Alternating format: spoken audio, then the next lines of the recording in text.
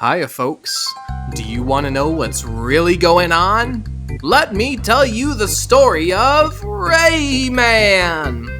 I received this game when I was 7 years old for learning how to tie my shoes. Never mind that I said that. I feel like you're going to focus too much on the fact that I was 7 when I learned how to tie my shoes. You know what, forget that I said anything. Rayman. Yeah. When I first heard the title, I was picturing this. Not this. But it quickly became an obsession of mine. Rayman is a 2D platformer that I brought up a lot when I was previewing Gex, almost 2 years ago.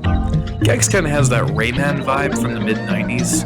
It's harder than it looks. Oh, would you look at that? A camera for a checkpoint, just like in Rayman. I hate to mention it again, but Rayman has a world just like this as well. Maybe I should dust off Rayman in a future episode. And yes, 15 episodes later, I'm finally gonna give Rayman the attention it deserves. I feel like games like this take inspiration from the likes of Super Mario Bros. But in the 90s, games like Rayman took what was previously the standard of two-dimensional platformers and created a new paradigm of what can be expected. Released by Ubisoft in 1995 for the Sony PlayStation, Sega Saturn, MS-DOS, and the Atari Jaguar, right at the beginning of when 3D platformers were taking over the minds and imaginations of video gamers alike. Rayman would already have to bring much to the table in order to be a standout success and nab the attention of those looking for the next best thing. For those of you who have played Rayman Origins and Rayman Legends, you already know that Rayman found success. But as a series, it had its highs and its lows. Ubisoft did give Rayman 2 three-dimensional sequels, kind of like what the developers of Gex did with its 2 sequels. And Ubisoft even released some educational Rayman games, which I certainly would not consider a high point in the series. I began playing Rayman in 1998, and since Crash Bandicoot was a standard for what I knew a video game to be, the 2D graphics were initially kind of a drawback. But as I got into the game, I really started to appreciate the colorful worlds, gaining power-ups, and especially the soundtrack that the game had to offer. So without further ado, this is Cody from the Johnson Bros, and today I'm reviewing Rayman for the PlayStation. Finally! Yeah! Rayman was released on September 1st, 1995 as a launch title for the original PlayStation. Since the PS1 was a 32-bit step up from these kind of games, people were expecting graphics such as... But when you load up Rayman, you get a game that is reminiscent of what you would see on the Super Nintendo, but more refined. The audio due to CD technology was pretty groundbreaking for the time, and because of this, we get to not only witness this game's story, but also be told the story as well. When you start the game, the magician, named Houdini, yes, I did have to look that up, narrates... Hi, folks! You wanna know what's going on? Let me tell you the story of Rayman! In Rayman's world, nature and people... He explains that Mr. Dark stole an item known as the Great Protoon, which gave the world balance and harmony, which caused the pink sentient balls called the Electoons to scatter and be captured by monsters and foul creatures. And it is up to Rayman to save the world and defeat Mr. Dark. Now, Mr. Dark is about as stereotypical as a villain name as Mr. Evil. Dr. Evil. I didn't spend 6 years in evil medical school to be called Mr. Thank you very much. But I guess they really wanted to make this game easy to follow for the kids. The characters also lack arms, legs, necks, which was allegedly a design choice due to the limitations in what the technology would allow. There isn't anything particularly inspired or special about any of the characters in Rayman. So far, we have the magician who, I guess, does magic and oversees the bonus rounds. We have Batilla the Fairy, who protects the Great Protoon and gives Rayman some new abilities. And we also have the Electoons who, I don't know what they do. And of course, we have the protagonist of our story, Rayman, who doesn't really do anything. So the story is pretty cookie cutter, but this isn't what makes Rayman a household favorite or a PlayStation bestseller. Revisiting Rayman ranks right up there with revisiting Castlevania Symphony of the Night. What an amazing trip down memory lane this was. The game features a map system to allow you to play the different levels in the 6 different lands of Rayman's world. This was a commonly used concept in many platformers before this, such as Super Mario Bros. 3, Donkey Kong Country, and so on, but Rayman handles this concept a little bit differently in that each marker in the map has you play a series of 3 to 5 stages instead of just being one solid level. What this does is it forces you to collect as many Electoons as you possibly can, because otherwise you will need to go back. Speaking of which, a big portion of the game is saving the Electoons by punching the shit out of their cages. But when you start the game, all you have is the ability to walk, jump, and stick your tongue out. All that this allows for Rayman to do is to get the player used to traversing the environments and maybe scare the stupidest enemies of the game.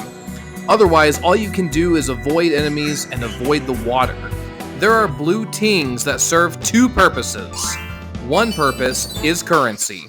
Remember Houdini, the magician from earlier? Yeah, you can find him in most levels under his hat, and if you bring him enough tings, he will allow you to play a bonus round wherein which you can attempt to collect all of the tings and be rewarded with a free extra Rayman. Fail and get only the tings that you gathered. If you get the extra life and go back, you can then go and try to get the best time. The second function of the tings is when you get 100 of them, you receive 1 extra life. I also love how when you collect the tings in a certain order, they play different notes, so it sounds like a nifty little harmony.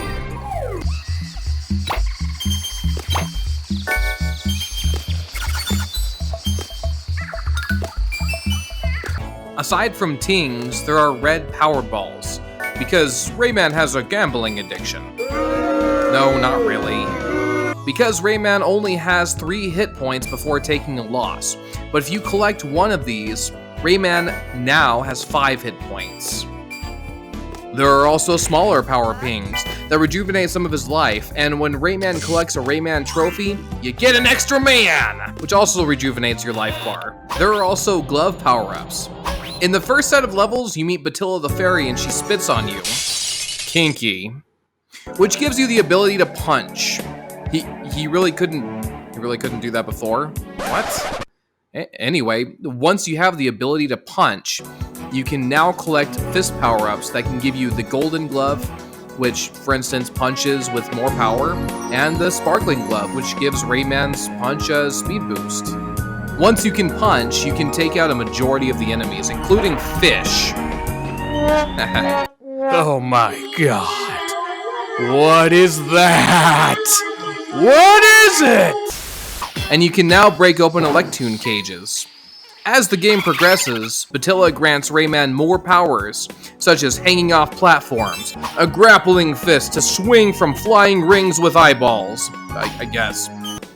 The hair helicopter, which allows Rayman to glide onto platforms by giving him prolonged airtime. And the ability to run, goddammit, run! These newfound abilities come at a steep price, however, as the more abilities Rayman has, the greater the challenge that awaits him. Around the halfway point in the second lands of Rayman, Banland, the difficulty becomes enormous. Rayman starts with 5 lives. Once he runs out of lives, then he has to use one of his 5 continues. And early on, you might be thinking to yourself, this is a generous game, you know, it gives me quite a bit to work with here. But once you see the latter 3 lands, and the bosses they produce, you'll be begging for more lives and or continues. Don't get me wrong, there are plenty of lives to find, but often they're hidden in precarious places which may cost you a life before you get to one. Oh, and if you get stuck on a level and you've made it past the first stage, where the back arrow is located, there is no going back to the map. That is, unless you finish the last stage of the level that you're on. Along your journey, you will also meet the cameraman who saves your progress with a checkpoint. Similar to the camera in Gex, shout out to the first episode, right? You will also meet some zany side characters like Rayman. I said that right? I'm not sure. Who gives you a seed to grow plants and get to higher ground in exchange for getting his leotard. The musician, who gives you the ability to perpetuate your hair helicopter for 2 levels in exchange for rescuing his guitar. And Joe the extraterrestrial, who gives you light in dark places. A light in dark places. And the Blue Mountains where dark creatures live? Is this Rayman or Lord of the Rings?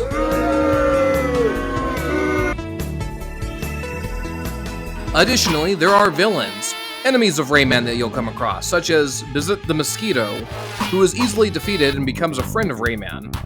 But then there's Mosquito, who is a little bit harder and does not become a friend of Rayman. And then we have Mr. Sax, who is a giant saxophone and the first of what I would consider to be a hard boss in the game, as he shoots explosive notes at you.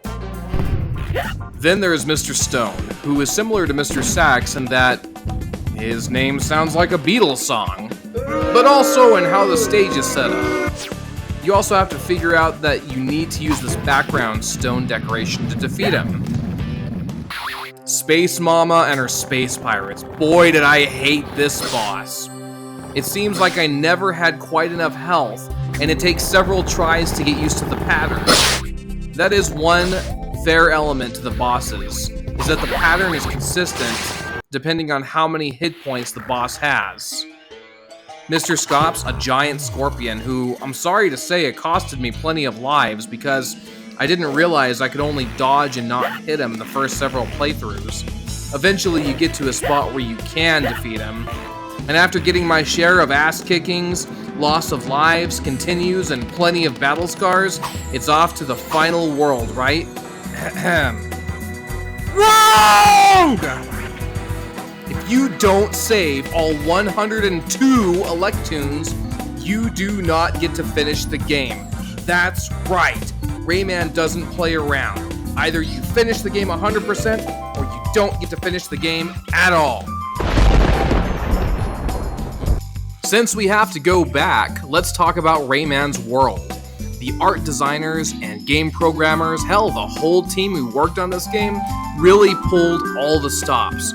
Firstly, I love finishing a stage and hearing Rayman's trademark, yeah! The game is broken up into 6 lands. The first land is the Dream Forest, and this is where I feel I need to talk about not only the levels, but also the music because of how well the two concepts work together. The game begins with this carefree, harmonious ditty that plays in this beautiful forest scene, but suddenly changes to mere forestry ambiance as enemies begin showing up, and once Batilla gives Rayman his fist and the game kicks it up a notch and Rayman is deep in the wilderness, the music becomes foreboding and mysterious, ominous really. In the forest levels, the platforming elements are introduced, such as punching down plums that can be used to navigate through waters, jumping to higher ground, and to drop on a Livingston's head. There are also enemies that shoot hammer bullets, and little blue guys that are hard to hit unless you do a punch duck maneuver thing. In the Anguish Lagoon, you run into Bizit, who you defeat, but then Rayman feels bad for, aww, and then you work together in the next stage. That's awesome. You meet Tarazan in the Swamps of Forgetfulness, and you are forced to higher ground due to the rain. The music provides a sense of urgency while also orchestrating loss and sadness. Very unique for 1995, I must say. Which brings me to Mosquito. This level brings all of the elements. beautiful, colorful levels with great backgrounds, obstacles, and enemies in fantastic places. An urgency heart rate increasing level, tricky platforms, a boss fight, and Patilla the fairy spitting on Rayman again. But seriously, 2D games may have been going out of style, but these are some of the most beautifully made backgrounds in any video game up to this point. I can spell it out. Look at the shadowing and the skies, implying that it is morning.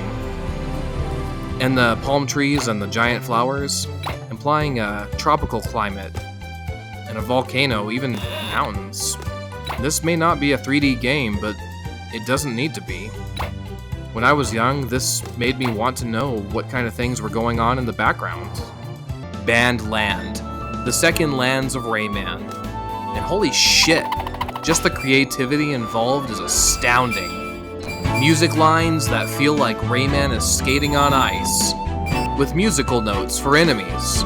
Backgrounds integrating band and orchestral instruments, drum platforms, different weather patterns to invoke emotion, music tracks that match the mood of each stage, and a heavy arsenal of instruments. And then you get to Allegro Presto and I am just speechless. Just look at this. Gong Heights, I feel, takes the creativity of this platformer to new heights. No pun intended. I love how the people meditating move the drums over their faces and we get crazy eyes. And in Mr. Sax's Hullabaloo, we get snow mixed with all the elements from the previous levels before getting our head kicked in by Mr. Sax. The third land, Blue Mountains, brings ambiance rather than music, which gives the impression of being alone in the dark, windy mountains, with the Aurora Borealis in the background, which is a nice touch. The Blue Mountains is where Rayman becomes very difficult. Very difficult. Stone men, bursting lava rocks, disgustingly difficult platforms, and rock pups make the Blue Mountains a challenge. In Mr. Stone's Peaks, we run into the musician, who I mentioned earlier, and I think I said it best when I once said, "And f*** this Flappy Bird bull."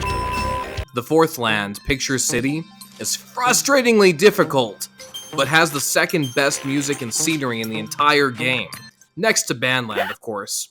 Some of these stages are just simply maddening! And the fifth land is the Cave of Scops. I feel as though we're back in the Blue Mountains, yet once again the difficulty is increased, except at this point I've gotten used to the challenge. Once you've saved all 102 Electoons, we finally arrive at the Candy Chateau, where we are put to the test with platforming challenges, clowns, and an evil Rayman, which kills us instantly if he touches us, but he just mimics our every move, so the trick is to just not slow down or go back. Lastly, we have a stage where the directional pad has been reversed, and pressing left makes Rayman go right, and vice versa. Aside from some minor annoyances, not too bad. And once you've persevered, we come to the final confrontation with Mr. Dark himself for about 5 seconds, and then you fight 3 Frankenstein versions of previous bosses, and then the game is over! So, after all that I've said, do I recommend this game? You've done it. Well, of course I do. Yes, the story is weak and the characters are cookie cutter, but as a 2D platformer with great challenges, amazing artistry, and possibly some of the best musical scores in gaming up until this point, it's no wonder that Rayman is a series that survives with its ever-expanding fandom to this very day. Until next time,